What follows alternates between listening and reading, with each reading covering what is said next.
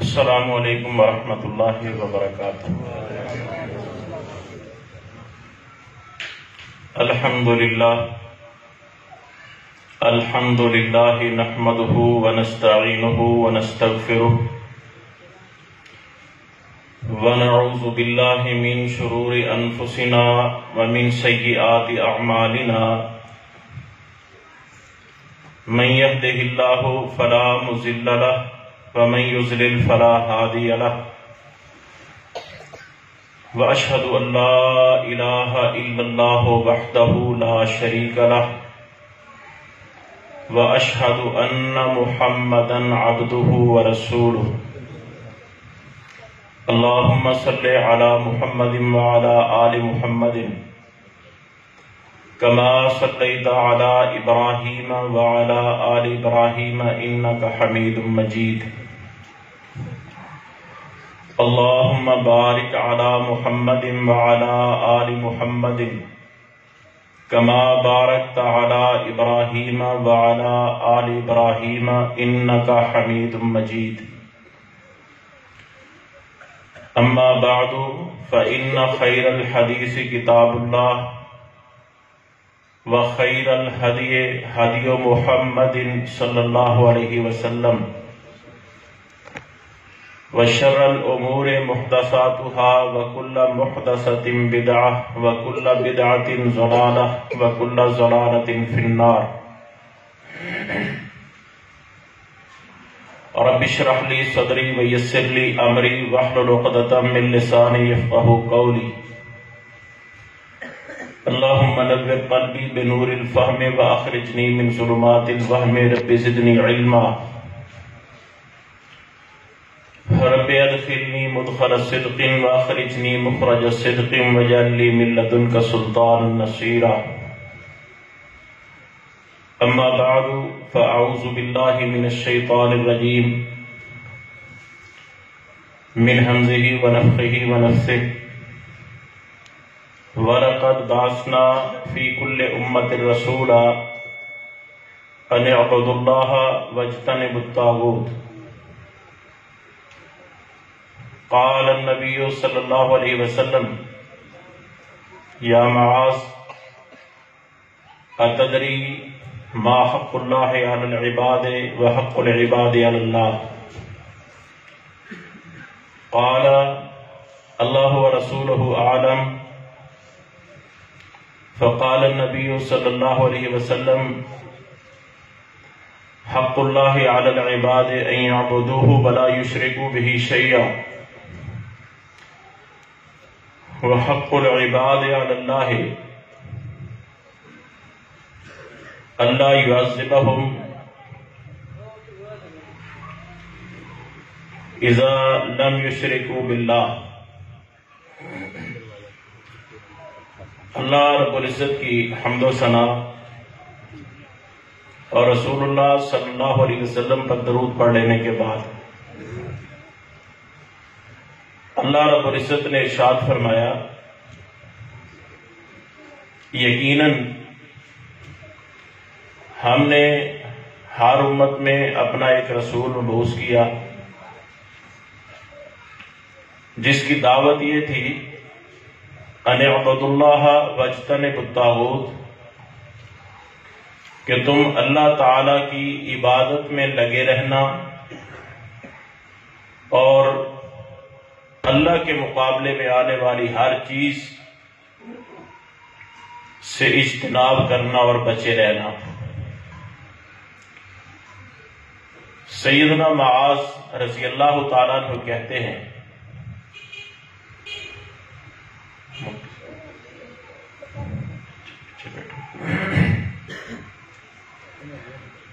سیدنا معاذ بن جبل رضی اللہ تعالیٰ عنہ کہتے ہیں کہ کنت ردف النبی صلی اللہ علیہ وسلم، میں رسول اللہ صلی اللہ علیہ وسلم کے پیچھے سواری پر بیٹھا ہوا تھا۔ آپ صلی اللہ علیہ وسلم نے سواری پر چلتے چلتے مجھ سے ایک سوال کر دیا، میں ہر بات پہ آپ کو کوئی نہ کوئی چیز ایسی بتلاؤں گا جو ہمارے ساتھ ریلیٹڈ ہوگی۔ سفر ہم میں سے ہر شخص کرتا ہے، ہمارے سفر کرنے کے انداز اور سفر میں ہماری گفتگو کیا ہوتی ہے، اللہ کے رسول صلی اللہ علیہ وسلم کی گفتگو کیا تھی۔ آپ نے سوال کیا معاذ، میں نے جواب دیا لبیک یا رسول اللہ صلی اللہ علیہ وسلم صادق، جی اللہ کے رسول صلی اللہ علیہ وسلم، فرمائے آپ کیا فرمانا چاہتے ہیں۔ آپ نے سوال کیا اتدری ما حق اللہ علی العباد، تمہیں یہ پتا ہے کہ اللہ تعالی کا بندوں کے اوپر حق کیا ہے، وحق العباد علی اللہ، اور بندوں کا اللہ پر حق کیا ہے۔ صحابہ کرام رضوان اللہ علیہم اجمعین سے جب اس طرح کا کوئی نبی صلی اللہ علیہ وسلم سوال کرتے تھے نا، ان کو پتہ بھی ہوتا، دانستہ طور پر وہ جواب نہیں دیتے تھے، جس کی وضاحت خود صحابہ کرام کرتے ہیں کہ شاید نبی صلی اللہ علیہ وسلم پہلے جو بتائی جا چکی ہے بات، اس کے علاوہ کوئی بات بتانا چاہتے ہوں۔ بطور مثال آپ صلی اللہ علیہ وسلم نے خطبہ حجۃ الوداع کے موقع پر ایک سوال کیا، میرے صحابہ تمہیں پتا ہے کہ یہ کون سا شہر ہے جس میں ہم بیٹھے ہیں؟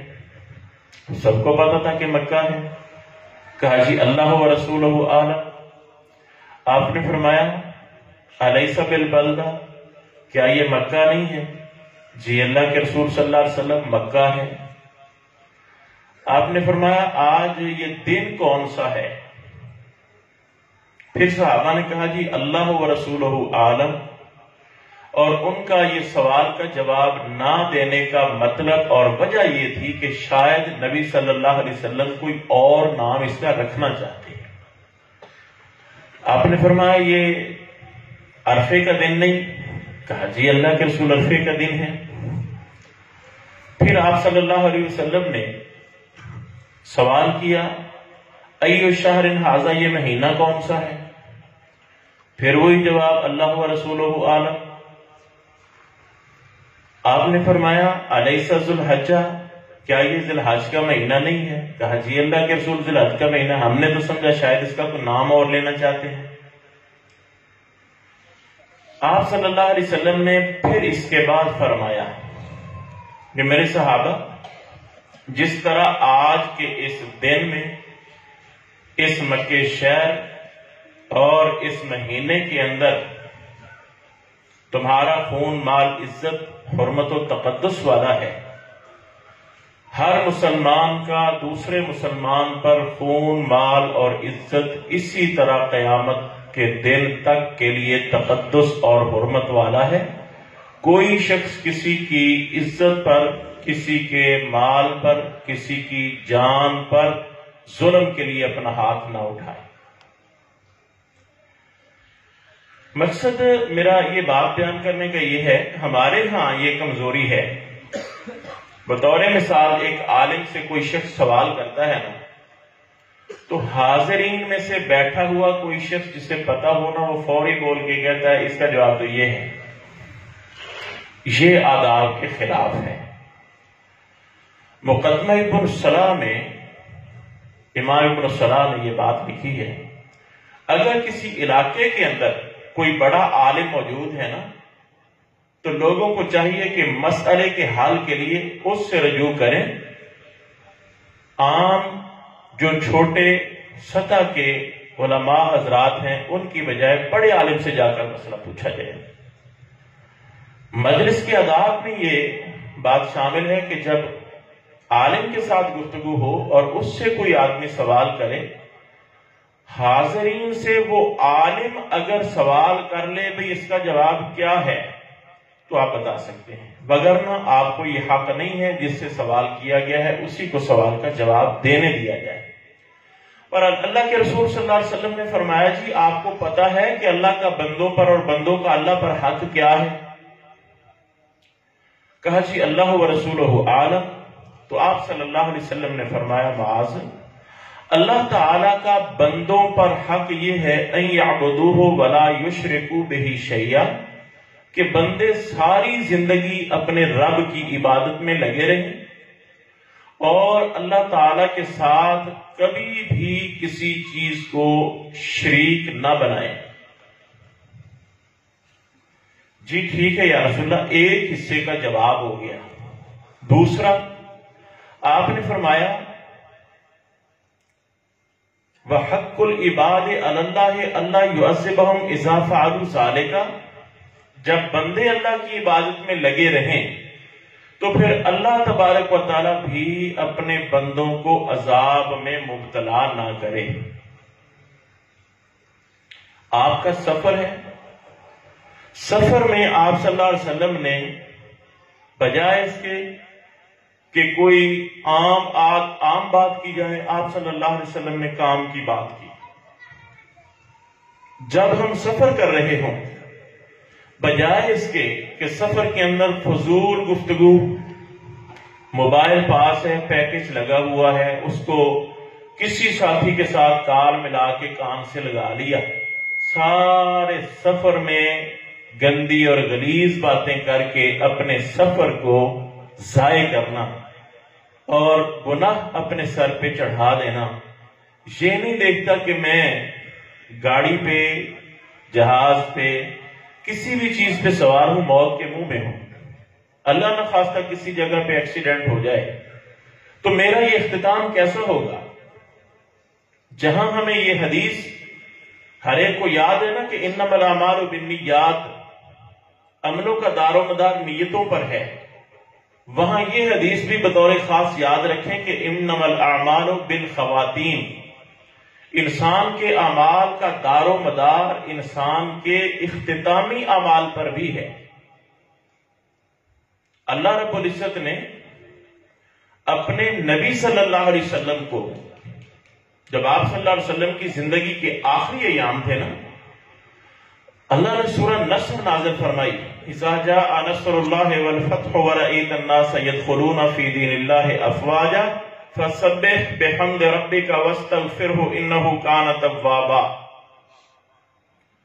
اس میں اللہ رب العزت نے اپنے نبی صلی اللہ علیہ وسلم کو یہ اشارہ دیا تھا اب اسلام کا غلبہ ہو چکا ہے، آپ نے اپنا تبلیغ رسالت کا حق ادا کر دیا ہے، اور جب نبی اپنا کام مکمل کر لیتا ہے وہ اللہ کا فرستادہ ہوتا ہے، پھر اس کا دنیا میں رہنے کا کام نہیں رہ جاتا۔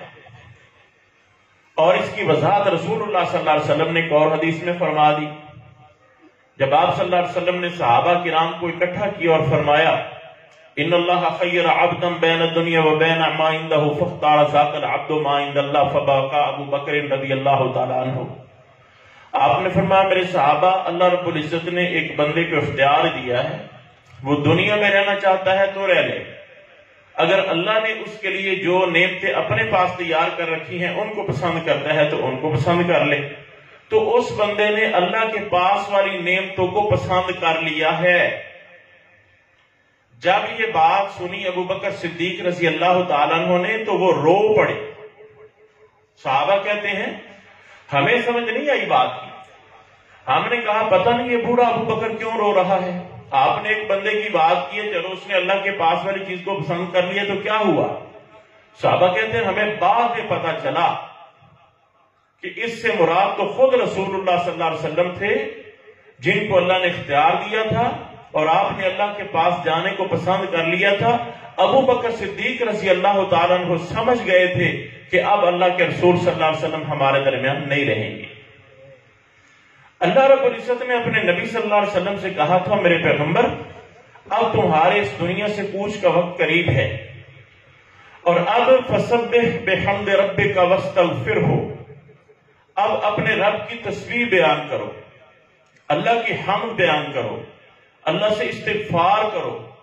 امی عائشہ رضی اللہ تعالیٰ عنہ کہتی ہیں کہ اس سورت کے نازل ہونے کے بعد کان رسول اللہ صلی اللہ علیہ وسلم یکثر ان یقول فی رکوعہ وسجودہ، نبی صلی اللہ علیہ وسلم کثرت کے ساتھ اپنے رکوع اور سجدے میں یہ دعا پڑھا کرتے تھے سبحانک اللہم ربنا وبحمدک اللہم اغفر لی، جس میں اللہ تعالیٰ کی تسبیح، اللہ کی حمد اور اللہ تعالیٰ سے استغفار، یہ تینوں چیزیں آ گئی تھی۔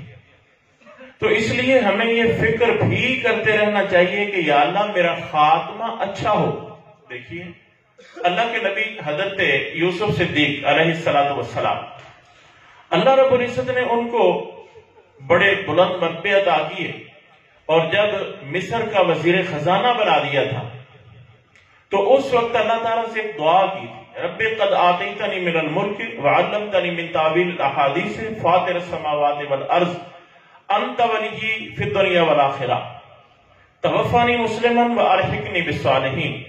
یا اللہ مجھے مسلمان ہونے کی حالت میں اس دنیا سے لے کے جانا، اور آخرت میں یا اللہ مجھے اپنے نیک بندوں کے ساتھ کھڑے کر۔ اللہ رب العزت نے اپنے ایمان والے بندوں کو اسپیشلی مخاطب کر کے کہا ہے، یا ایھا الذین آمنوا اتقوا اللہ حق تقاتہ ولا تموتن الا وانتم مسلمون۔ ایمان والو اللہ سے ڈرو جیسا اس سے ڈرنے کا حق ہے، اور تمہیں موت آئے تو مسلمان ہونے کی حالت میں آئے۔ سیدنا خبیب رضی اللہ تعالی عنہ کو جب اہل مکہ نے سولی پہ دینے کا پروگرام بنا لیا، سولی کا پھندا لگا دیا، لوگ بیٹھ گئے تماشائی بن کے، حضرت خبیب کو لایا گیا اور ان سے کہا گیا کہ آخری کوئی خواہش ہے تو بتاؤ۔ ان کی آخری خواہش بھی دیکھو، آخری کوئی خواہش ہے تو بتاؤ۔ کہا جی میری آخری خواہش یہ ہے، مجھے 2 رکعتیں نماز پڑھنے دو، مجھے میرے اللہ سے ملاقات کرنے دو۔ یہ جو بات معروف ہے نا کہ الصلاۃ معراج المؤمنین، نماز مومنوں کی معراج ہے، یقیناً یہ مومنوں کی معراج ہے۔ اللہ نے اپنے نبی محمد الرسول اللہ صلی اللہ علیہ وسلم کو اپنے قریب بلا کر جو باتیں کی تھیں ان میں نماز عطا کی تھی، اور آپ نے فرمایا کہ جب نمازی نماز پڑھتا ہے نا فَإِنَّمَا يُنَاجِي رَبَّهُ، وہ اپنے اللہ سے باتیں کرتا ہے، اس کی اللہ کے ساتھ سرگوشیاں ہیں۔ ہم تو کہتے ہیں کہ پڑھی پڑھی نہ پڑھی تو نہ پڑھی، اس کا کیا ہے؟ ہم نماز کو کسی کام میں لاتے ہی نہیں۔ اس کی اہمیت دیکھو، حضرت خبیب سے جب کہا گیا آخری خواہش کا، بس میری یہ خواہش ہے کہ مجھے 2 رکعت نماز پڑھ کے مجھے اللہ سے کوئی 2 باتیں کر لینے۔ اور خود محمد عربی صلی اللہ علیہ وسلم کا یہ انداز تھا، کان رسول اللہ صلی اللہ علیہ وسلم اذا اہمہ امر فزع الی الصلاۃ، جب آپ کو کوئی معاملہ پریشان کرتا تو آپ نماز پڑھتے، اللہ اس معاملے کا حل نکال دیتا۔ اور محدثین نے حدیثوں کے اندر اسپیشلی صلاۃ الحاجت کا باب رکھا ہے کہ جب کسی مسلمان کو کوئی مشکل معاملہ پیش آئے، 2 رکعتیں پڑھ کے اپنے اللہ تعالیٰ کے سامنے اپنی حاجت رکھے، اللہ اس بندے کی حاجت پوری فرما دیتے ہیں۔ حضرت خبیب نے کہا 2 رکعت نماز، وہ کہنے لگے پڑھ لو۔ حضرت خبیب نے 2 رکعتیں پڑھی، اور کہتے ہیں کہ میں نے جان بوجھ کر بہت لمبی نہیں کی، اس وجہ سے کافر یہ نہ سمجھے کہ ڈر کے لمبی لمبی نمازیں پڑھنے لگا ہے، موت کے ڈر سے۔ نماز پڑھ کے کھڑے ہو گئے اور کہنے لگی کہ میں تیار ہوں۔ انہوں نے کہا اب ایک اور چانس تمہیں دیتے ہیں، وہ چانس یہ ہے کہ تم اپنی زبان سے کہہ دو کہ کاش آج میری جگہ پہ محمد صلی اللہ علیہ وسلم ہوتے۔ انہوں نے کہا تم تو یہ کہتے ہو کہ میری جگہ پہ محمد ہوتے صلی اللہ علیہ وسلم، میں تو یہ بھی برداشت نہیں کرتا میری جان بچنے کے بدلے میں میرے محمد صلی اللہ علیہ وسلم کے جسم پر ایک کانٹا بھی چبھے۔ انہوں نے پھر غصے سے حضرت خبیب کو پھانسی کے پھندے پہ لٹکایا، اور جب پھانسی کے پھندے پہ چڑھے نا، ان کی زبان سے یہ شعر جاری تھے، لست ابالی حین اقتل مسلما علی ای جنب کانا للہ مسرعی، جب میں مسلمان ہوتے ہوئے اس دنیا سے جا رہا ہوں مجھے کوئی پرواہ نہیں کہ میری جس کروٹ بھی موت آ جائے، میں ہر لحاظ سے اللہ تعالیٰ کے ہاں کامیاب و کامران ہوں۔ اس لیے یہ اللہ تبارک و تعالیٰ سے خواہش دعا بھی کرنی چاہیے، یا اللہ مجھے موت دینا تو مسلمان ہونے کی حالت میں دینا، اور اس کے لیے میرے بھائیوں کوشش بھی چاہیے۔ والذین جاہدوا فینا لنہدینہم سبلنا، جو لوگ ہماری راہ پر چلنے کی کوشش کرتے ہیں ہم ان لوگوں کو اس کے لیے راہ کے لیے چلنا آسان بنا دیتے ہیں۔ اس کے لیے کوشش بھی چاہیے۔ جب ہر کام کے لیے ہم محنت اور کوشش کرتے ہیں تو نیکی کے کام کے لیے ہماری کوشش اور محنت کیوں نہیں؟ یہ بات ہمیشہ ذہن میں رکھو۔ اللہ رب العزت نے یہ اتنی زمین آسمان اور اس کے اندر بے شمار مخلوقات پیدا کر کے اللہ نے 6 قسمیں، 4 قسمیں اور 2 تاکید کے حرف یہ بیان کر کے فرمایا لقد خلقنا الانسان فی احسن تقویم، میں نے انسان کو بہترین انداز میں پیدا کیا ہے، خوبصورت ترین شکل و صورت میں نے دی ہے۔ اور اللہ رب العزت نے آدم علیہ السلام ہمارے باپ کو اپنے ہاتھوں سے تخلیق فرمایا۔ اللہ نے اتنی تکریم عطا کی ہے ہم کو کہ جب ہمارے باپ کا ڈھانچہ مکمل کر کے روح پھونک دی تو اللہ تعالیٰ نے فرشتوں سے کہا اسجدوا لآدم، میرے آدم کے سامنے جھک جاؤ۔ فسجد الملائکۃ کلہم اجمعون، سارے کے سارے فرشتے اللہ کا حکم سن کے فوری سربسجود ہو گئے آدم علیہ السلام کے سامنے۔ میرے بھائیوں اللہ نے یہ ہمیں عزت دی ہے، تکریم دی ہے، اور اس عزت اور تکریم کا اللہ تبارک و تعالی نے ہم سے ایک مول لیا ہے۔ افحسبتم انما خلقناکم عبثا وانکم الینا لا ترجعون، کیا تم یہ سمجھ بیٹھے ہو کہ ہم نے تم کو بس اسی طرح کھیل کود اور بیکار اور فضول پیدا کر دیا ہے، اور یہ کہ تم نے مرنے کے بعد ہماری طرف لوٹ کے نہیں آنا؟ تم فضول نہیں پیدا کیے گئے، تمہیں میں نے ویسے کھیل تماشا کرتے ہوئے نہیں پیدا کر دیا، تمہارے پیدا کرنے کے پیچھے ایک بہت بڑا مقصد ہے، اور وہ مقصد کیا ہے؟ وَمَا خَلَقْتُ الْجِنَّ وَالْإِنسَ إِلَّا لِيَعْبُدُونَ، جنوں اور انسانوں کو میں نے فقط اس لیے پیدا کیا ہے کہ وہ میری عبادت کریں۔ انسان تیرا کام ہے اللہ کی عبادت کرنا۔ انسان کی ضروریات بھی ہیں اس دنیا میں رہتے ہوئے۔ اللہ تبارک و تعالیٰ نے اس کے بارے میں فرما دیا وَمَا مِن دَابَّةٍ فِي الْأَرْضِ إِلَّا عَلَى اللَّهِ رِزْقُهَا، زمین پر جتنے بھی زیرو جاندار جتنے بھی ہیں ان سب کی روزی اللہ فرماتے ہیں میرے ذمہ ہے، ان کو رزق میں دیتا ہوں۔ ہم نے کام ہی الٹ کر لیا، ہم کہتے ہیں عبادت جانے اور رب جانے، ہماری روزی جانے اور ہم جانے۔ دن رات ہمیں چین نہیں، یہ کام ہو گیا تو اگلا شروع، وہ ہو گیا تو اگلا شروع۔ ہم کہتے ہیں کہ یہ دنیا کی بھاگ دوڑ ساری کر کے یہ سارا دنیا کا مال سمیٹ لیں، لیکن میرے بھائیوں یہ بات یاد رکھو، سکندر بادشاہ جس کی بادشاہت پوری دنیا پر تھی، جب وہ فوت ہوا نا تو دانشور لوگوں نے اس کے ہاتھ کفن سے باہر نکال کے لوگوں کو بتایا کہ دیکھو پوری دنیا پر حکومت کرنے والا بھی آج خالی ہاتھ جا رہا ہے، اور کبھی کسی نے کفن کے اوپر جیب نہیں لگائی کہ اس کے اندر کوئی تھوڑا سفر خرچ اپنا لے کے چلا جائے۔ سفر خرچ اگر ہے تو وہ بھی یہ یا ایھا الذین آمنوا اتقوا اللہ ولتنظر نفس ما قدمت لغد، ایمان والو اللہ سے ڈرو اور ہر شخص کو دیکھنا چاہیے کہ اس نے اپنے کل کے لیے کیا سامان تیار کیا ہے، اور وہ سامان کیا ہے؟ وہ ہے اللہ کی عبادت۔ اللہ تبارک و تعالیٰ کی عبادت میں لگے رہنا یہ انسان کی ذمہ داری اور ڈیوٹی ہے، اور کب تک؟ مرتے دم تک۔ اللہ نے اپنے نبی محمد رسول اللہ صلی اللہ علیہ وسلم کو یہ حکم دیا ہے وَاعْبُدْ رَبَّكَ حَتَّى يَأْتِيَكَ الْيَقِينُ، اے میرے نبی اللہ کی عبادت میں لگے رہو حتیٰ کہ تمہارا اس دنیا سے کوچ کا وقت آ جائے۔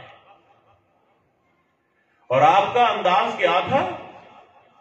آپ فرض نماز تو بڑی دور، نوافل میں آپ اتنی محنت کرتے تھے، ساری ساری رات مصلی پہ.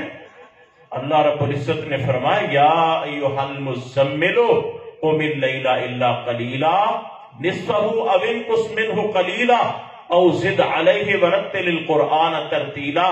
میرے نبی ساری ساری رات تم کو میری عبادت کے لیے جاگنے کی ضرورت نہیں ہے، آدھی رات کر لو، اس سے بھی کچھ کم کر لو. ہاں اگر زیادہ ہی شوق ہو تو چلو آدھی رات سے تھوڑا سا زیادہ کر لو، اور رات کو آرام بھی یہ کیا کرو. 3 صحابی آئے رسول اللہ صلی اللہ علیہ وسلم کی عبادت کے بارے میں پوچھنے کے لیے امی عائشہ رضی اللہ تعالیٰ عنہا سے. آپ نے سارا شیڈول بتلا دیا. وہ صحابی کہنے لگے اینا نحن من النبی صلی اللہ علیہ وسلم وقد غفر اللہ له ما تقدم من ذنبه وما تاخر. ہم کہاں اور رسول اللہ صلی اللہ علیہ وسلم کہاں؟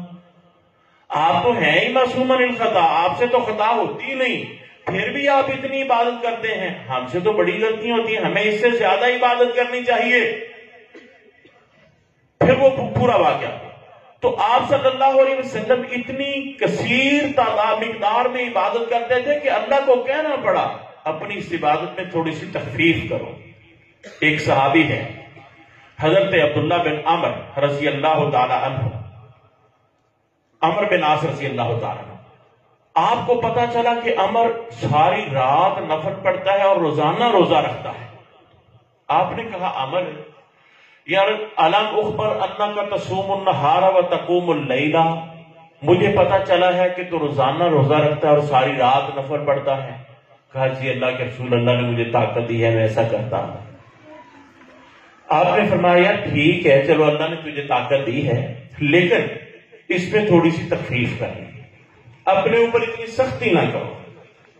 آپ صلی اللہ علیہ وسلم نے اسے کہا کہ تم رات کو ساری رات کی بجائے آدھی رات کر لو، اور روزہ روزانہ رکھنے کی بجائے نا مہینے میں 3 روزے رکھ لیا کرو. کہا اللہ کے رسول مجھے اس سے زیادہ طاقت ہے، روزے زیادہ رکھنے دو. آپ نے فرمایا چلو 3 نہیں تو 7 کر لو. نہیں جی زیادہ. آپ نے فرمایا بھی دیکھو احب الصیام الی اللہ صیام داؤد، اللہ تعالیٰ کے نزدیک سب سے بہترین روزے حضرت داؤد علیہ السلام کے روزے تھے. اور وہ کیا تھا کہ ایک دن روزہ رکھتے تھے، ایک دن ناغا کرتے تھے. تم اس سے زیادہ روزے نہیں رکھ سکتے. جب حضرت عمر نے یہ بات سنی نا تو اسی کے مطابق عمل شروع کر دیا. دراصل اللہ رب العزت نے ہمیں جو رسول صلی اللہ علیہ وسلم دیے ہیں نا، اتنے مشفق اور مہربان ہیں کہ اللہ پاک فرماتے ہیں تم خود اپنے اوپر اتنی نرمی اور شفقت نہیں کر سکتے جتنی میرا نبی تمہارے اوپر شفقت کرتا ہے. آپ صلی اللہ علیہ وسلم معراج پہ 50 نمازوں کا تحفہ لے کے جو آ گئے تو پھر واپس کیوں گئے؟ آپ صلی اللہ علیہ وسلم نے تو اللہ تعالیٰ سے فرما دیا تھا. جب اللہ تعالیٰ نے کہا تمہیں 50 نمازوں کا تحفہ ہے، کہا یا اللہ میں حاضر ہوں، پڑھیں گے 50 نمازیں. یہ تو موسیٰ علیہ السلام نے کہا آپ کی امت پڑھ نہیں سکے گی، واپس جاؤ. آپ صلی اللہ علیہ وسلم واپس گئے، پھر آئے، پھر گئے، بار بار چکر لگائے، حتیٰ کہ رہ گئی 5. پھر بھی موسیٰ علیہ السلام نے کہا ابھی اور جاؤ. آپ نے کہا انی استحییت من ربی، اے موسیٰ مجھے میرے اللہ سے اب شرم آنے لگی ہے، میں اب واپس نہیں جا سکتا. تو اللہ تعالیٰ کی طرف سے پھر ثم نودیا، پھر کہا گیا یا محمد صلی اللہ علیہ وسلم خمس و خمسون لا یبدل القول لدی، اگر تمہیں ہمارے پاس آنے سے شرم آتی ہے تو پھر لو میری طرف سے انعام لے لو، یہ پڑھو تم 5 ہی ثواب تم کو میں بھی 50 کا عطا کرتا رہا. نماز 1 پڑھو ثواب 10 کا ملے گا، اور آ کے تم جماعت کے ساتھ شامل ہو جاؤ 27 گنا بڑھ کے 270 نمازوں کا ثواب ملے گا. اللہ تبارک و تعالیٰ تو تمہارے لیے اپنی رحمتوں کے دروازے کھول کے بیٹھا ہے کہ کوئی میرے سے آ کے میری رحمتیں لے کے جانا چاہتا ہے تو لے جائے تو صحیح. اور یہ کوئی اور ہوتا ہے جب اس سے سوال کیا جائے نا تو وہ ناراض ہو جائے. لیکن یہ میرے اللہ کی ہستی وہ ہے جس کے خزانوں میں نہ کبھی کمی آئی ہے اور نہ آئے گی. اللہ تبارک و تعالیٰ کی قدرتوں کا، اللہ کے خزانوں کا عالم یہ ہے. اللہ کے نبی صلی اللہ علیہ وسلم نے فرمایا، اللہ تبارک و تعالیٰ کہتے ہیں کہ آدم کے بیٹوں شروع سے لے کر قیامت تک جتنے بھی انسان ہیں اور جن ہیں سب کے سب ایک کھلے میدان میں کھڑے ہو جاؤ اور کھڑے ہو کے ہر شخص ایک دوسرے کی ضد میں آ کر مجھ سے مانگو جتنا مانگ سکتے ہیں، جتنا مرضی سوال کر لو، سب کچھ میں تم میں سے ہر شخص کو اس کی خواہش کے مطابق دے دوں تو میرے خزانے میں اتنی بھی کمی نہیں جتنی سمندر سے ایک قطرہ نکالو تو کمی آتی ہے۔ اس اللہ کے ساتھ ہمارا لگاؤ اور تعلق ہے، اور ہم تو ہیں ہی بے یقینے۔ یقین کرو ہمیں تو اللہ تعالیٰ سے لینے کا ڈھنگ ہی نہیں آتا۔ ہم اللہ تعالیٰ سے مانگتے بھی ہیں نا تو ہم کہتے ہیں کہ چلو مل گیا تو ٹھیک ہے، نہیں تو نہ صحیح۔ یہ نہیں، اللہ کے نبی صلی اللہ علیہ وسلم نے فرمایا ہے کہ جب تم اللہ تعالیٰ سے مانگو تو اللہ تعالیٰ سے چمٹ کے مانگو۔ جیسے بچہ اپنی ماں سے اپنے باپ سے چمٹ جاتا ہے نا اور کہتا ہے کہ لے کے چھوڑوں گا پر اللہ تیرا نہیں چھوڑتا ویسے، اور آخر ماں اور باپ کو ترس آئے تک اچھا چلو لے میری جان چھوڑ۔ اللہ تبارک و تعالیٰ کے پیچھے جب بندہ پڑ جائے نا، یا اللہ میں نے تو اسے یہ چیز لینی ہے، اچھا بھائی جب انسان اپنی زبان سے یہ بات کہتا رہے انسان کا کوئی زور لگتا ہے، اس پہ کوئی بل آتا ہے، کسی کے ساتھ لڑائی کرنی ہو تو 1000 گال 1 منٹ میں دے دیتا ہے، لیکن اپنے اللہ سے مانگنے کے لیے اس کی زبان سے سوالیہ اچھے کوئی کلمات نہیں نکلتے۔ اور ایک بات یہ سنو، اللہ تعالیٰ سے مانگنے کے لیے بھی نا کوئی اچھا سلیقہ اختیار کرو۔ جب آپ کو دیکھو نا کہ کوئی ایسا کام ہوا ہے جو عقل تسلیم کرنے سے ہی عاجز ہے تو اس موقع پہ اللہ تبارک و تعالیٰ سے سوال کرو۔ حضرت زکریا علیہ السلام نے بیٹے کا سوال کب کیا تھا؟ جب دیکھا نا کہ مریم کو میں تو اندر بند کر آیا ہوں اور اس کمرے کے اندر کھانے پینے کی کوئی چیز بھی نہیں ہے، کفالت میرے ذمہ ہے، میں اس کو لاک کر آیا ہوں، مریم تو مر گئی ہوگی، اچھی میں نے اس کی کفالت کی ہے۔ بھاگے بھاگے آئے، جب دروازہ کھولا نا ڈرتے ڈرتے تو مریم علیہ السلام کے پاس دیکھے کہ پھل وہ پڑے ہیں جن کا موسم ہی ہوئی۔ جب وہ پھل دیکھے نا تو دل پسیج آیا اور آنکھیں نم ہو گئیں اور دل بھر آیا۔ مریم سے سوال کیا، یا مریم انا لک ھذا، اے مریم تجھے یہ پھل کہاں سے ملے ہیں؟ اس کا جواب بھی کیا ہے، اللہ والے اور اللہ والیوں کے جواب بھی انوکھے ہی ہوتے ہیں۔ یہ مجھے اللہ تعالیٰ کی طرف سے ملے، ہو من عند اللہ، یہ میرے اللہ کی طرف سے ہیں۔ حضرت زکریا علیہ السلام رو پڑے، یا اللہ اگر اس مریم کو بند کمرے میں پھل دے سکتا ہے اور پھل وہ جن کا موسم نہیں، اور موسم تو میرا بھی اولاد لینے کا نہیں ہے، لیکن آخر انسان ہوں نا، مجھے چاہیے تو ہے، اگر میں آج بھی تو اس سے نہ مانگوں تو کس سے مانگوں گا؟ یا اللہ جس طرح اپنی اس بندی کو تو نے بے موسم پھل عطا کی ہیں، یا اللہ میری عمر اگرچہ نہیں ہے لیکن تیری رحمت کا جوش میں آ جانا کوئی بعید نہیں، مجھے بھی بیٹا عطا فرما۔ اور اس کے لیے بھی سنو، ان کو اللہ تبارک و تعالیٰ نے اس دعا کی اجابت کا جواب کب دیا ہے؟ فنادته الملائکۃ وهو قائم یصلی فی المحراب۔ یہ بشارتیں تب ملتی ہیں جب انسان اللہ کے در پہ نمازی بن کے آ جائے، اپنے حجرے میں اکیلے کھڑے ہیں، نماز پڑھ رہے ہیں، اللہ کا فرشتہ نماز کے اندر آ کے بشارت دیتا ہے، او زکریا انا نبشرک بغلام، ہم تجھ کو زکریا ایک بیٹے کی خوشخبری دینے لگے ہیں، اور اس بیٹے کا نام بھی ہم خود یحییٰ رکھے۔ ہم اللہ تبارک و تعالیٰ کی قدرتوں کو بھانپ ہی نہیں سکتے، ہم نے بس ایک لفظ سنا ہے اللہ، اور اس کے بعد ہم سمجھتے ہیں کہ کچھ نہیں، یہ 3 ڈنڈوں والا ایک لفظ ہے اللہ، بس ہم اسی کے اور دیکھو اللہ تعالیٰ نے جو اپنے نبیوں کو بھیجا ہے نا، اپنے نبیوں کو اپنی قدرتوں کا مشاہدہ کروایا ہے۔ وَكَذَلِكَ نُرِي إِبْرَاهِيمَ مَلَكُوتَ السَّمَاوَاتِ وَالْأَرْضِ، ہم نے ابراہیم علیہ السلام کے سامنے اپنی زمین آسمان کے خزانے کھول کے سامنے کر دیے۔ نمرود تھا نا، اپنے آپ کو رب کہتا تھا، بڑے خزانوں کا مالک تھا. اللہ نے کہا میں نے ایک بادشاہ کے سامنے اس کو بھیجنا ہے اپنی دعوت دے کے. اگر اس کے سامنے جا کر اس کے خزانے دیکھ کے محروم ہو گیا, میری دعوت کب پہنچا سکے گا؟ اللہ نے کہا میرے ابراہیم دیکھ خزانے. جب اللہ نے پردے ہٹا دیے نا, زمین ساری سونوں کی جواہرات کی بھری پڑی ہے. آسمانوں کے اوپر اللہ تبارک و تعالیٰ کے لاؤ لشکر ایسے جن کا شمار ہی کوئی نہیں. ابراہیم علیہ السلام نے کہا میرے اللہ مجھے کوئی پرواہ نہیں, سارا جہان میرے مقابلے میں آ جائے, جب تو میرا مددگار ہو تو کوئی میرا کچھ نہیں بگاڑ سکتا. ویسے نہیں ابراہیم علیہ السلام نے کہہ دیا تھا ٹھیک ہے جلاؤ آگ, میں کھڑا ہوں, مجھے پھینکو آگ کے اندر. اور انہوں نے پھینکا تھا. ابراہیم نے عزم بالجزم کے ساتھ اللہ تعالیٰ سے کہا تھا حسبی اللہ و نعم الوکیل نعم المولا و نعم النصیر, مجھے میرا اللہ کافی ہے, وہ بہترین کارساز ہے. اور اس بہترین کارساز نے پھر بہترین کارسازی کی.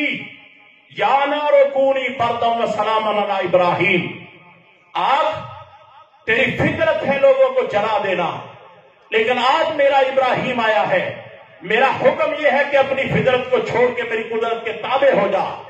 آج میرے ابراہیم کو جلانا نہیں بلکہ اس کو سیر کروانی ہے جیسے کو گلشن میں آ کے سیر کرتا ہے. ابراہیم علیہ السلام آگ میں اللہ تعالیٰ کے ساتھ اپنے یہ نغمے پیش کر رہے حسبی اللہ و نعم الوکیل نعم المولا و نعم النصیر.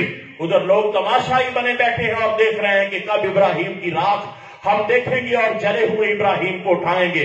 جب آگ بجھی ابراہیم علیہ السلام خراما خراما نکل کے باہر آ گئے. اوفو ہماری تو محنت ہی رہے گا, کیا ہوا؟ کہا میرے اللہ نے مجھے بچایا ہے, اور تم اس اللہ کے ماننے والے ہو جس کے بارے میں تمہارا عقیدہ پتہ نہیں کدھر چلا گیا ہے. اللہ کے رسول صلی اللہ علیہ وسلم نے تو یہ تعلیم دی ہے جب تمہاری جوتی کا تسمہ بھی ٹوٹ جائے تو اپنے اللہ سے کہو یا اللہ مجھے یہ چیز عطا کر دے. آپ کے پیچھے بیٹھے ہیں حضرت ابن عباس رضی اللہ تعالیٰ عنہ. آپ نے کہا اے ابن عباس میں تجھے چند باتیں سکھانا چاہتا ہوں. یا رسول اللہ سکھائیے, کیا باتیں ہیں؟ آپ نے کہا احفظ اللہ یحفظک, اللہ کے دین کے اوپر قائم رہنا اللہ تیری حفاظت فرمائے گا. اب ہم کہتے ہیں کہ جب تک کسی ایم پی ایم این اے کے لڑ نہ لگے تو ہماری حفاظت ہو ہی نہیں سکتی. جب تک کسی بڑے چودھری کے لڑ نہ لگے اور ہمارے ساتھ کوئی بڑا نہ ہوا ہمارا تو بیڑا غرق ہے. یہ تو ہمارے عقیدے ہیں. جب اللہ کو نماز پڑھنے کے لیے جب ہاتھ باندھ کے کہتے ہو الحمدللہ رب العالمین, تمہیں شرم نہیں آتی یہ بات کہتے ہوئے جب الحمدللہ رب العالمین کہتے ہو؟ سارے جہانوں کو پالنے والے میں اعتراف کرتا ہوں کہ سارے اچھے کلمات کا حقدار صرف تو ہے. اور پھر اس اللہ کے در کو چھوڑ کر کسی اور کے در پہ جاتے ہو. ٹھیک ہے جاؤ, لیکن پہلے اپنے اللہ تعالیٰ کے سامنے اپنی گریہ زاری کرو. یا اللہ مجھے یہ کام پڑ گیا ہے, یا اللہ اس کے لیے اسباب اور وسائل مجھے تو عطا فرما. آپ نے فرمایا ابن عباس احفظ اللہ یحفظ کا, اللہ کے دین کے اوپر چلتے رہنا, دین کی حفاظت کرنا, اللہ تیری حفاظت فرمائے گا. احفظ اللہ تجدہ تجاہک, اللہ تعالیٰ کے دین پہ قائم رہنا تو اللہ کو اپنے سامنے پائے گا. مائی زنیرہ رضی اللہ تعالی عنہا ابتداء اسلام ہے, کافروں نے پکڑ لیا عورت ذات ہے, عورت تھوڑ دلی ہوتی ہے, کم ہمت اور کم حوصلہ ہوتی ہے. پکڑ لیا, کہنے لگے اللہ تعالیٰ کا لڑ چھوڑ دے. کہنے لگی میرے پاس ہے ہی اللہ کا در اور کچھ ہے ہی نہیں. انہوں نے کہا تجھے اس کی بھاری قیمت چکانا پڑے گی. کہا کوئی بات نہیں, اللہ کا تو مومنوں کے ساتھ سودا یہ ہے ان اللہ اشترى من المؤمنین انفسهم واموالهم بان لهم الجنہ, اللہ نے مومنوں کے ساتھ اپنی جنت کا سودا کیا. مومنوں تم اپنی جانیں اور اپنا مال میرے سپرد کر کے میری جنت لے لو. ہماری جان بھی اللہ تعالیٰ کی, ہمارا مال بھی اللہ تعالیٰ کا. اور ویسے تو نہیں ابو بکر صدیق رضی اللہ عنہ نے گھر کا سارا مال لا کے آپ کے قدموں میں ڈھیر کر دیا تھا, اور آپ صلی اللہ علیہ وسلم نے ویسے نہیں ان سے کہہ دیا ابو بکر دنیا کے اندر ہر شخص کے بدلے میں نے چکا دیے، تیرے احسان میرے اوپر اتنے ہیں کہ تیرے احسانوں کا بدلہ صرف میرا اللہ ہی تجھ کو دے گا۔ مائی نیگا سے کہنے لگے دیکھ سوچ کے بات کر، کہا میں نے سوچ کے بات کہی۔ انہوں نے ایک سلائی پکڑی، اس کو گرم کیا، جب لوہے کی وہ سلائی گرم ہو کے آگ کی طرح بن ہوئی تو ان کی آنکھوں میں پھیر دی، آنکھیں جل گئی۔ کس کی خاطر جلوائی تھی آنکھیں؟ اللہ تبارک و تعالیٰ کی خاطر۔ کہنے لگے اب بتا ہمارے لات اور منات نے تیری آنکھوں کی بینائی چھینی ہے یا نہیں؟ تو وہ کہنے لگی واللہ ما اصحاب بصری الا اللہ، اللہ تعالیٰ کی قسم کھا کے کہتی ہوں کہ میری آنکھوں کی بینائی اگر ختم کی ہے کسی نے تو وہ میرے اللہ نے ختم کی ہے، تمہارا لات منات کچھ نہیں کر سکتا۔ اور طبقات ابن سعد والے نے لکھا ہے اللہ پاک نے اس مائی کے عقیدے کا موڑ ڈال دیا، اس مائی کی بینائی اللہ تبارک و تعالیٰ نے واپس لوٹا۔ جب انسان اللہ تعالیٰ کا ہو جائے نا، من کان للہ کان اللہ لہ، جو بندہ اللہ کا بن جائے پھر اللہ اس کا بن جاتا ہے۔ اللہ تعالیٰ کے بن کے تو دیکھو نا، ہم سے تو دن میں 5 نمازیں یہ نہیں پڑھی جاتی، اور نمازوں کی ہر رکعت میں انسان کی اللہ تعالیٰ کے ساتھ گفتگو ہے، اللہ کے ساتھ بات ہے۔ اور کسی چودھری کے ساتھ، کسی وڈیرے کے ساتھ اگر بات کا موقع مل جائے نا تو ہم جان ہی نہیں چھوڑتے، ہم کہتے ہیں کہ گھنٹہ چلو بات کرنے، پتہ نہیں دوبارہ موقع ملے گا یا نہیں ملے گا۔ اس اللہ کے ساتھ دن میں 5 مرتبہ بات کرنے کا تم کو موقع ملتا ہے، اور 5 مرتبہ بھی کئی رکھتے ہیں، ہر رکعت میں تم اللہ سے بات کرتے۔ اور کب؟ جب انسان ہاتھ باندھ کے ایک غلام کی طرح کھڑا ہوتا ہے اور کہتا ہے الحمدللہ رب العالمین۔ اللہ رب العزت بڑے فخری انداز میں فرشتوں سے کہتے ہیں حمدنی عبدی، دیکھو فرشتوں میرے بندے نے میری حمد بیان کی ہے۔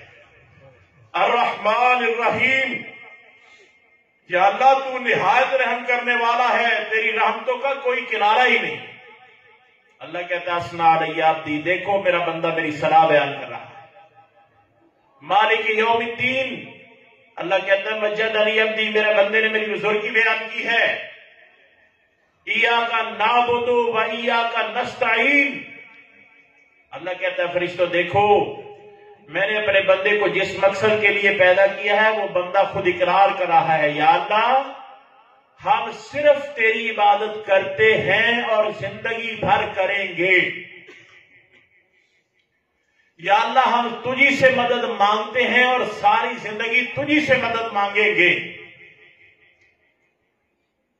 اللہ رب العزت کہتے ہیں ھذا بینی و بین عبدی، یہ ہے میرا اور میرے بندے کا تعلق۔ ویسے تو نہیں نبی صلی اللہ علیہ وسلم نے اتنی سختی سے کہہ دیا بین العبد و بین الکفر ترک الصلاۃ، کفر اور اسلام کے درمیان فرق ہی نماز کو چھوڑ دینے کا۔ اور پھر انسان کہتا ہے اللہ تعالیٰ سے اہدنا الصراط المستقیم صراط الذین انعمت علیہم غیر المغضوب علیہم ولا الضالین، یا اللہ مجھے سیدھے راستے پہ چلا دے۔ اللہ کہتے ہیں آ جاؤ، میرا سیدھا راستہ مانگتے ہو، کوشش کرو، میں تم کو سیدھی راہ دے دوں گا۔ اور پھر جب انسان اپنے اس قول اور اقرار سے پھر جاتا ہے، باہر جا کر انسان کی چال ڈھال ہی اور ہو گئی۔ اللہ رب العزت فرماتے ہیں جب انسان ہم سے مانگتا ہے اس کا کام مطلب پورا ہو گیا نا، پھر ہمارے پاس سے اس طرح گزر جاتا ہے جیسے کبھی اس کو ہمارے ساتھ کوئی کام ہی نہیں پڑا۔ یہ قرآن مجید کی آیت ہے، ایسے ہمارے پاس سے گزر جاتا ہے جیسے اس کو کوئی کام ہی نہیں پڑا۔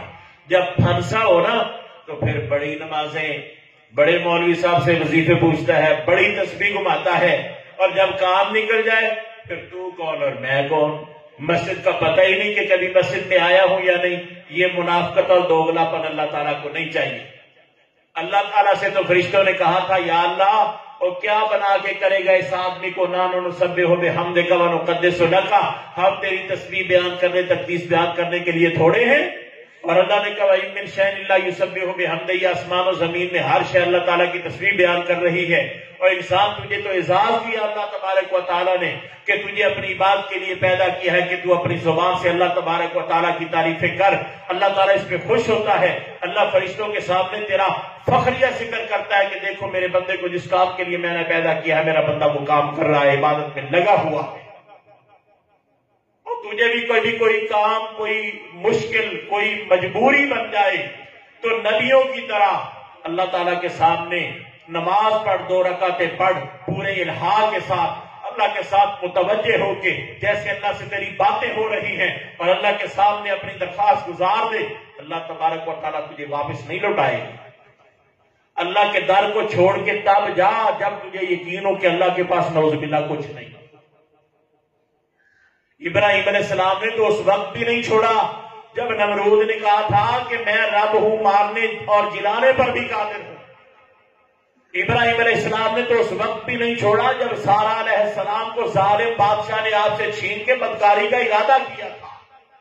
آپ نے تو اس وقت بھی نماز شروع کر لی تھی، کہا یا اللہ اب میرے ساتھ یہ ہونے جا رہا ہے۔ اللہ نے کہا تو دیکھ تو صحیح اس کے ارادے کیا، ہمارے کیا ہے۔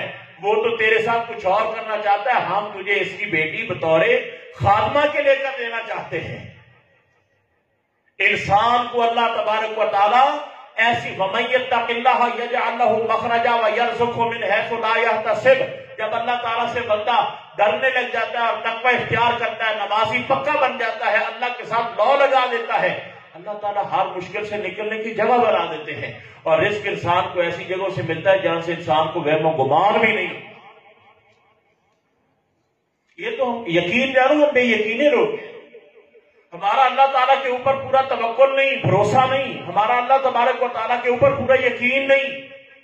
اللہ نے نبی صلی اللہ علیہ وسلم کو معراج کروا کے نا، آپ صلی اللہ علیہ وسلم کے سامنے ایک فرشتہ ہے، آپ سے جبریل علیہ السلام کا حضرت یہ ایک فرشتہ ہے جس کا نام اسماعیل ہے، اور اس کے نیچے 70,000 فرشتے کام کرتے ہیں۔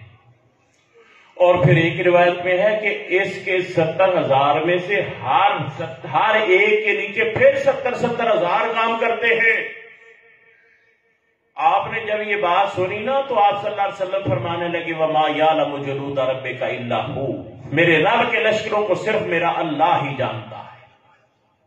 اللہ نے ایسا پختہ یقین کروا دیا تھا نبیوں کو کہ ساری دنیا بھی سامنے کھڑی ہے تو نبیوں کے پائے ثبات میں لفزش نہیں آئی، اس لیے کہ وہ سارا کچھ دیکھ چکے تھے۔ اور ہمیں غیبی ایمان کی اللہ تبارک و تعالی نے ترغیب دی ہے، الذین یؤمنون بالغیب ویقیمون الصلاۃ، میرے متقی بندے وہ ہیں جو بن دیکھے اللہ تعالیٰ کی قدرتوں اور نعمتوں پر یقین رکھتے ہیں۔ اللہ کہتے ہیں میرے خزانے بے بہا ہیں۔ حضرت سلیمان علیہ السلام کی وہ دعوت والی ایک حدیث اسرائیلی روایات میں جس کی صدق و کذب کے بارے میں کوئی وضاحت نہیں کی جا سکتی، لیکن بہرحال اللہ تبارک و تعالیٰ کی قدرتوں کے اوپر کوئی شک نہیں کیا جا سکتا۔ حضرت سلیمان علیہ السلام نے کہا یا اللہ رب اوزعنی ان اشکر نعمتک التی انعمت علی وعلی والدی، مجھے توفیق دے کہ میں تیری مخلوق کی دعوت کروں جو تو نے میرے اوپر انعام کیا ہے۔ کرے گا دعوت کر کے میری مخلوق کو میں رزق دے رہا ہوں، کہا نہیں یا اللہ مجھے دے، اجازت دے میں دعوت کروں۔ جنوں کو لگا دیا، دیگیں اتنی بڑی کہ ایک جگہ پہ رکھی جن کو اٹھانا بھی نہیں پڑتا، لمبی چوڑی دیگیں پکانے کے لیے جن، کئی دن کھانا پکا، ڈھیر لگ گئے۔ مچھلی آ گئی، حضرت مجھے بھوک لگی ہے۔ بھوک تو لگی ہے لیکن ہم نے تو شروع ہی نہیں کیا، کہا شروع کرو نہ کرو میں بھوک کا کیا کروں، بھوک لگی ہے مجھے۔ حضرت سلیمان علیہ السلام کی وہ پڑا ہے وہاں سے کھا لے، مچھلی بس منہ کھولا اور جو سارا پکا ہوا تھا سب ہڑپ کر دیا۔ سلیمان علیہ السلام نے کہا بھی یہ کیا بنا، میرے تو کئی دن لگے اور جن کھپ گئے پکا پکا کے اور ایک لقمہ کیا۔ اس نے کہا اسی پہ حیران رہ گیا، مجھے تو اللہ روزانہ اسی اتنے 7 لقمے دیتا ہے۔ میرے اللہ تعالیٰ کے خزانے بہت بڑے ہیں، ان پہ یقین رکھ کے اللہ تعالیٰ سے مانگو۔ اللہ تعالیٰ وہ کچھ عطا کرے گا جو تمہارے وہم و گمان میں بھی نہیں ہوگا. لیکن بدقسمتی یہ ہے کہ ہم کہتے ہیں کہ یہ سارا کچھ دنیا کی دولت ہی ہے، ہم یہ لینا چاہتے ہیں. اللہ تبارک و تعالیٰ اپنے بندوں کے حق میں فیصلے وہ کرتا ہے جو دنیا اور آخرت کے لحاظ سے اچھے ہوں. ہمیں پتہ نہیں ہوتا، ہم اس چیز کے پیچھے بھاگتے ہیں جو ہمارے لیے نقصان دہ ہوتی ہے. اللہ اس سے بچانا چاہتا ہے. کاروبار کیا ہے، اس میں گھاٹا پڑ گیا، اللہ کے شکوے، لو جی پہلی باری کاروبار کیتا کوئی گل چھپایا پہ گیا، ہوں دسو یہ کتنے پورے کریں گے؟ بھئی آپ کو کس نے کہا تھا کتنا لمبا چوڑا پنگا لو؟ آپ نہ کرو یہ کام، آپ تھوڑا کر لو، آپ اپنی ضرورت کے مطابق کر لو. بھئی اللہ تبارک و تعالیٰ کی طرف سے اگر وہ آپ کے لیے گھاٹا ہے نا تو اس میں اللہ نے آپ کے لیے فائدہ رکھا ہے. آپ کو مل جائے 1 کروڑ روپیہ، نفع ہو جائے، آپ کے پیچھے لگ جائے حاصل، آپ وہ کروڑ روپیہ لے کے پھر رہے ہو، وہ مار کے فائر آپ کو مار کے پھینک دے، کروڑ روپیہ لے کے چلے جائیں، آپ اس کروڑ کا کیا کریں گے؟ پھر سوچتا ہے انسان کہ یہ نہ ہی ہوتا کروڑ روپیہ تو اچھا تھا. اس وقت یاد آتے ہیں اللہ کے فیصلے کہ اللہ تعالیٰ نے اچھا ہی کیا تھا، نہیں دیا تھا، آج دیا ہے تو میں مصیبت میں پڑا ہوں. اس لیے آپ صلی اللہ علیہ وسلم نے جو تعلیم دی ہے نا کہ الحمدللہ علی کل حال ما کانا، حالات جیسے بھی ہوں اللہ تبارک و تعالیٰ کی حمد ہی انسان کے لیے لائق اور زیبا ہے. اور یہی چیز انسان کو اللہ تبارک و تعالیٰ کے ساتھ وابستہ رکھتی ہے. آپ صلی اللہ علیہ وسلم نے فرمایا لا یزال لسانوں کا رطبا بذکر اللہ، تیری زبان سے ہمیشہ اللہ تبارک و تعالیٰ کے تعریف کے کلمات ہی نکلتے رہے. پھر تیرے اس پیدا کرنے کا مقصد پورا ہوتا ہے. نماز انسان کے اوپر اللہ تعالیٰ نے فرض کی ہے جس کا انسان سے اللہ تعالیٰ نے حساب لینا ہے.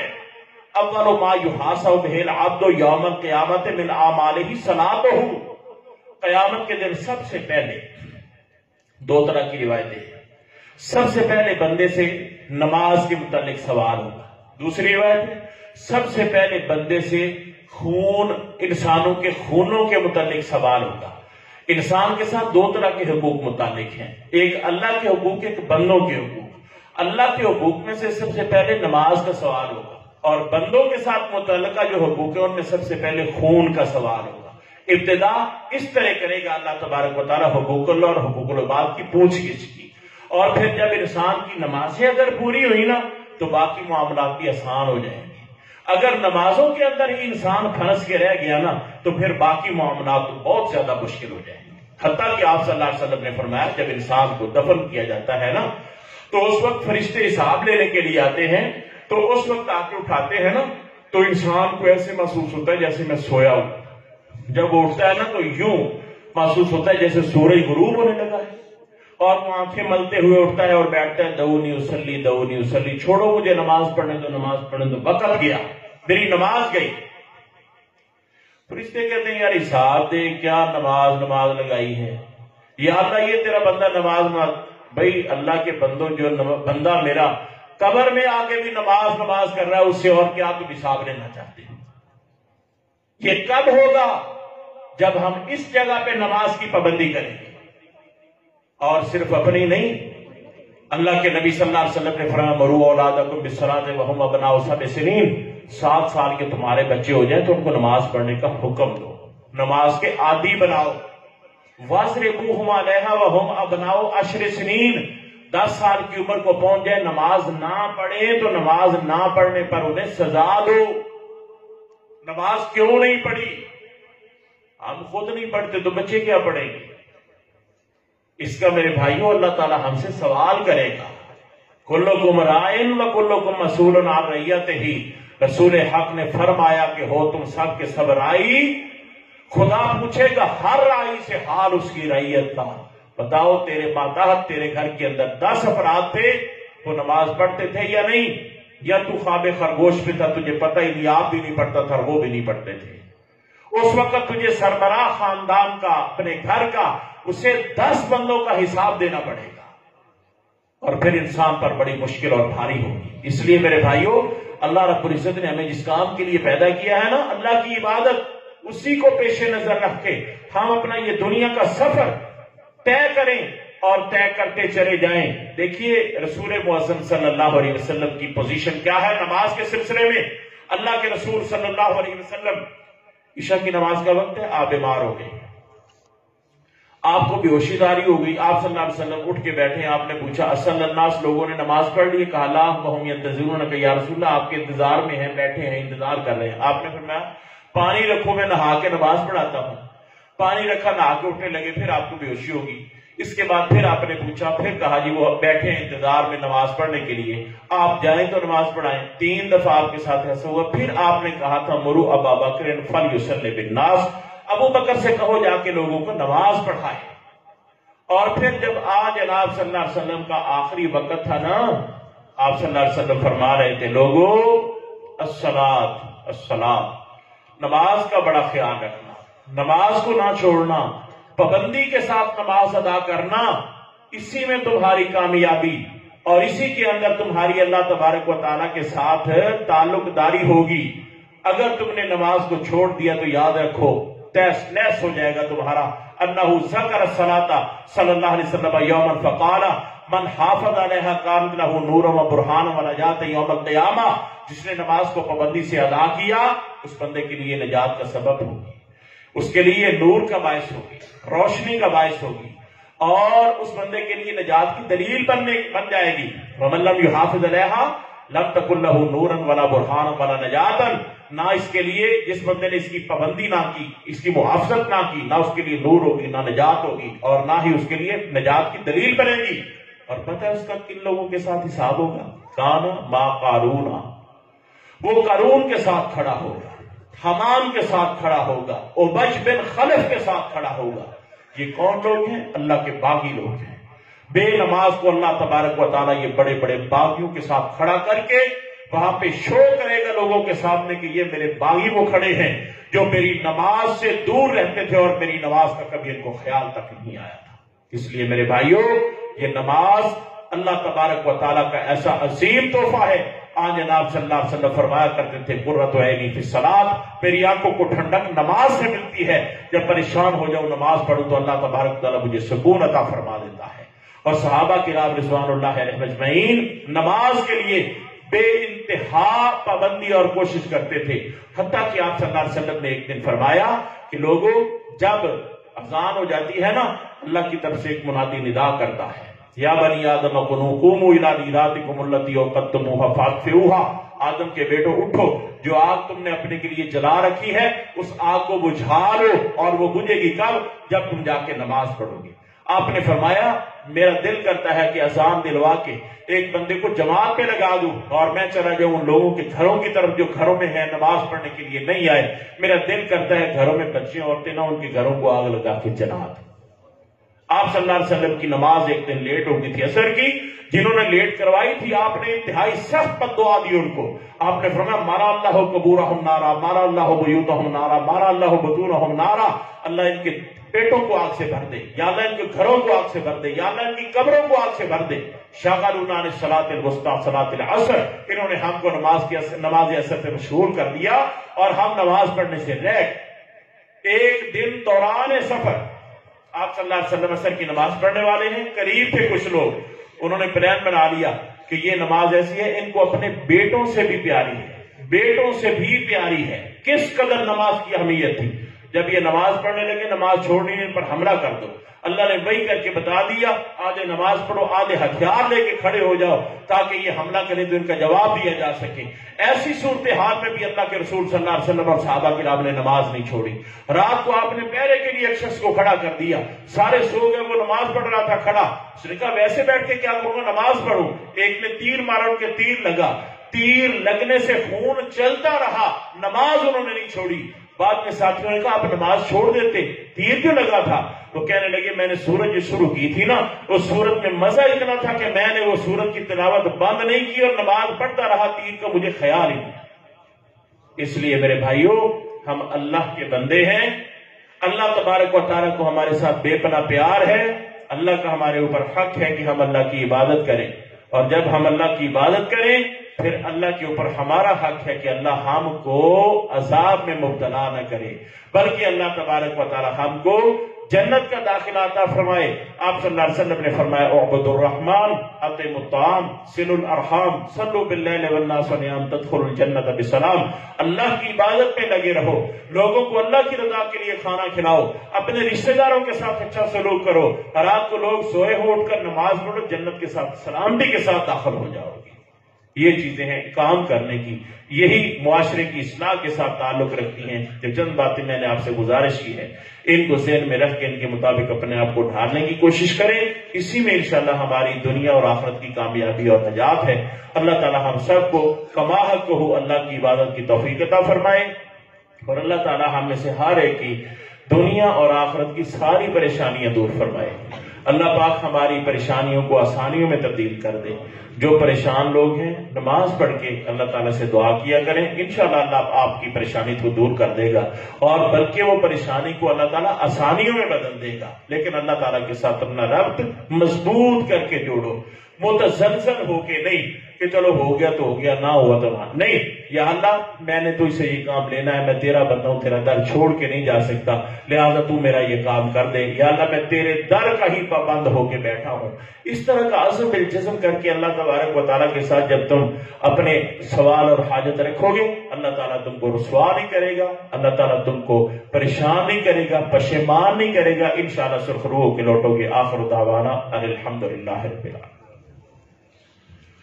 الحمدللہ رب العالمین والصلاة والسلام علی سید المرسلین۔ یا رب لک الحمد کما ینبغی لجلال وجہک وعظیم سلطانک۔ اللہم صلی علی محمد وعلی آل محمد کما صلیت علی ابراہیم وعلی آل ابراہیم انک حمید مجید۔ اللہم بارک علی محمد وعلی آل محمد کما بارکت علی ابراہیم وعلی آل ابراہیم انک حمید مجید۔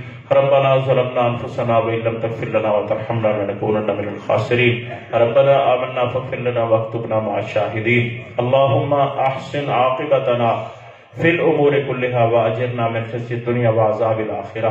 اللہم انفعنا بما علمتنا وعلمنا ما ينفعنا وزدنا علما۔ اللہم اشفنا واشف مرضانا ومرضى المسلمین۔ اللہم اشفنا بشفائک وداونا بدوائک۔ اللہم ارحمنا ولا تنظر الى سوء اعمالنا۔ اللہم اعزنا ولا تذلنا۔ اللہم اکرمنا ولا تہنا۔ اللہم لا تسلط علینا من لا یرحمنا۔ اللہم لا تسلط علینا من لا یرحمنا۔ اللہم اکفنا بحلالک عن حرامک واغننا بفضلک عمن سواک۔ اللہم اکثر اموالنا واولادنا وبارک لنا فیہا۔ اللہم وفقنا لما تحب وترضى۔ ربنا لا تؤاخذنا ان نسینا واخطانا۔ ربنا ولا تحمل علينا إصرا كما حملته على الذين من قبلنا۔ ربنا ولا تحملنا ما لا طاقة لنا به واعف عنا واغفر لنا وارحمنا۔ أنت مولانا فانصرنا على القوم الكافرين۔ أنت مولانا فانصرنا على القوم الكافرين۔ أنت مولانا فانصرنا على القوم الكافرين۔ اللهم ألف بين قلوبنا وأصلح ذات بيننا وانصرنا على عدوك وعدونا۔ اللهم بارك لنا في سعينا ومدنا۔ اللهم بارك لنا فيما أعطيتنا ورزقتنا۔ ربنا افتح بيننا وبين قومنا بالحق وأنت خير الفاتحين۔ اللهم آتنا في الدنيا حسنة وفي الآخرة حسنة وقنا عذاب النار۔ ربنا لا ترد أيدينا خائبين۔ صلى الله تعالى على النبي محمد وآله وصحبه أجمعين۔